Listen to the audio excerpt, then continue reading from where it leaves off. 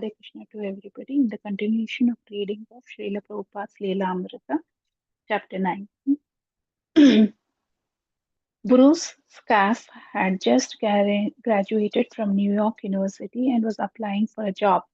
One day, an ex roommate told him about the Swami he had visited down on 2nd Avenue. They sing there, his friend said, and they have this far out thing where they have some dancing. And Allen Ginsberg was there. The Swami was difficult to understand, his friend explained, and besides that, his followers recorded his talks on a tape recorder. Why should he have a big tape recorder? That's not very spiritual. But Bruce became interested. He was already a devotee of Indian culture.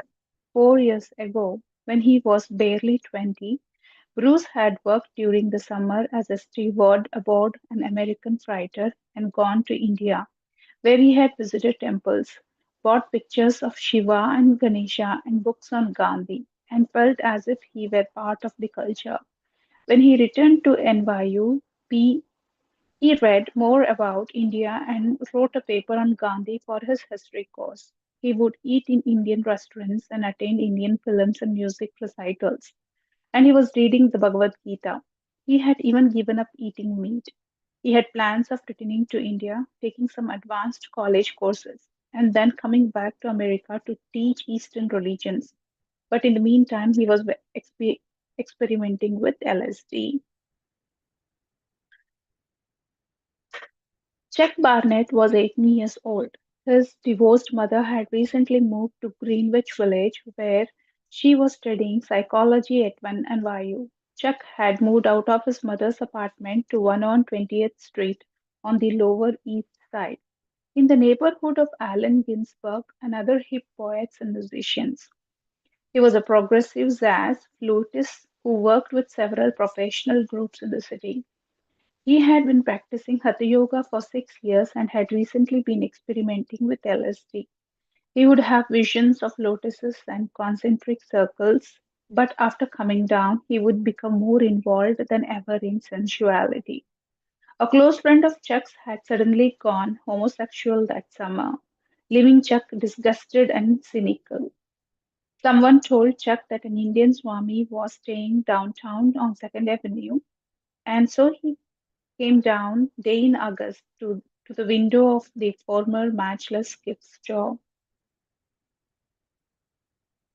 Steve Garino, the son of New York fireman, had grown up in the city and graduated from Brooklyn College in 1961.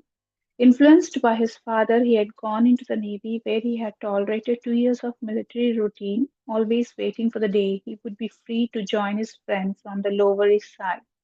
Finally, a few months after the death of President Kennedy, he had been honorably discharged. Without so much as paying a visit to his parents, he had headed straight for the Lower East Side, which by then appeared vividly within his mind to be the most mystical place in the world. He was writing stories and short novels under the literary influence of Franz Kafka and others, and he began to take LSD to search and experiment with consciousness. A Love Supreme, a record by John Coltrane, the jazz musician, encouraged Steve to think that God actually existed, just to make enough money to live. Steve had taken a job with the welfare office. One afternoon during his lunch hour, while walking down 2nd Avenue, he saw that the Matchless gift store had a small piece of paper in the window announcing lectures in Bhagavad Gita, A.C. Bhakti Vedanta Swami. Check. I finally found 2nd Avenue and 1st Street, and I saw through the window that there was some chanting going on inside, and some people were sitting up against the wall. Beside me on the sidewalk, some middle class people were looking in and giggling. I turned to them and with my palms folded, I asked, "Is this where Swami is?" They giggled and said, "Pilgrim, your search has ended." I wasn't surprised by this answer because I felt it was the truth. Bruce and Chuck, unknown to one another, lived only 2 blocks apart. After the suggestion from his friend, Bruce also made his way to the storefront. "Bruce, I was looking for Hare Krishna. I had left my apartment and walked over to Avenue B when I decided to walk all the way down to Houston Street. When I came to First Street, I turned right and then walking along First Street came to Second Avenue. All along First Street, I was seeing these Puerto Rican grocery stores, and then there was one of those churches where everyone was standing up, singing loudly and playing tambourines.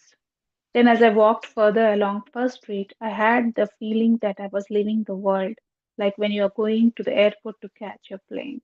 Thought, now I'm leaving a part of me behind and I'm going to someone new. But when I got over to Second Avenue, I couldn't find Hare Krishna. There was a gas station, and then I walked past a little storefront, but the only sign was one that said matchless gifts. Then I walked back again past the store, and in the window I saw a black and white sign announcing a Bhagavad Gita lecture. I entered the storefront and saw a pile of shoes there, so I took off my shoes and came in and sat down near the back. See, I had a feeling that this was a group that was already established and had been meeting for a while. I came in and sat down on the floor, and a boy who said his name was Roy was very courteous and friendly to me. He seemed to be one of who had already experienced the meetings. He asked me my name, and I felt at ease. Suddenly, the Swami entered, coming through the side door. He was wearing a saffron dhoti, but no shirt, just a piece of cloth like a long sash, tied in a knot across his right shoulder, and leaving his arms, his left shoulder, and part of his chest bare. When I saw him, I thought of the Buddha. Bruce, there were about 15 people sitting on the floor. One man with a big beard sat up by the front on the right hand side, leaning up against the wall. After some time, the door on the opposite side opened and in walked the Swami. When he came in, he turned his head to see who was in his audience. And then he stared right at me. Our eyes met. It was as if he was studying me. In my mind, it was like a photograph was being taken of Swamiji looking at me for the first time. There was a pause.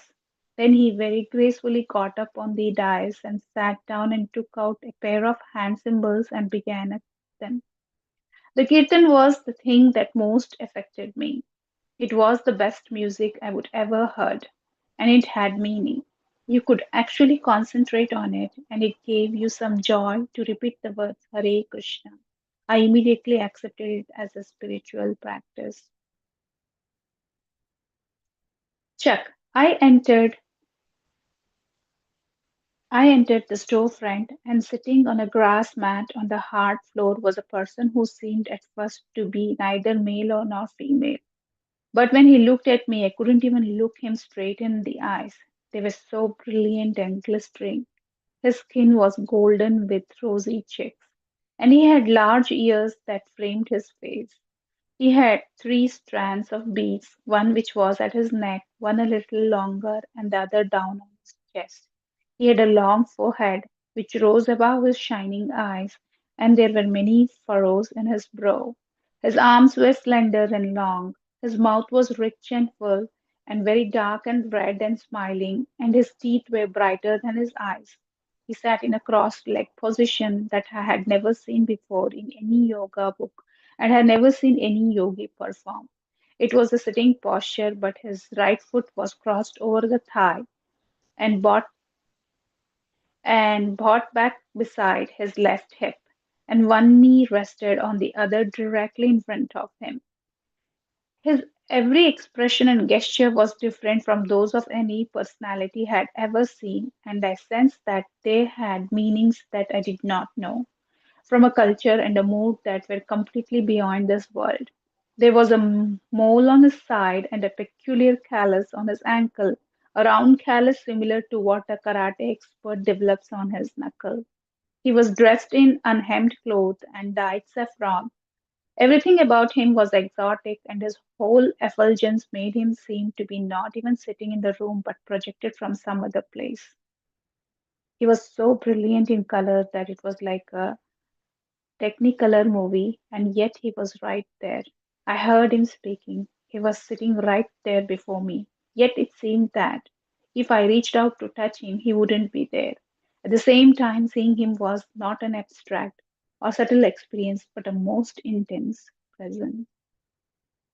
Such a beautiful and wonderful experiences for few of the disciples, um, not to mention the disciple who just heard about Swami and wanted to experience.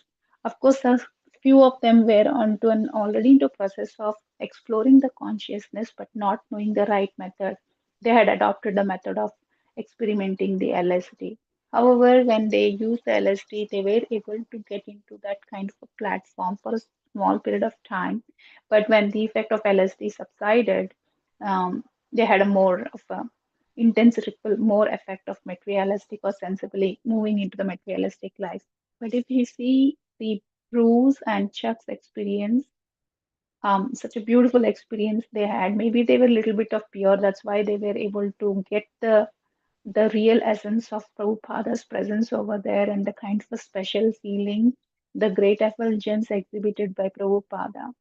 The descriptions given by the experience of, I guess, Bruce or Chuck, I guess, the how he described about how he felt of Srila Prabhupada's appearance with the glowing of his eyes, glittering eyes, and his teeth, and somewhat it remembered for me that when we discuss of Sri Krishna's appearance, how the effulgence is exhibited. So this shows that Prabhupada was, of course, no doubt of a great confidential surveyor of Krishna, as it is said that when an iron rod is constant touch with the fire, it turns into fire. Similarly, we can see that Srila Prabhupada, as he was always in constant engaged in Krishna consciousness and serving Krishna, people were able to see that effulgence or something, an extraordinary feeling, and his appearance.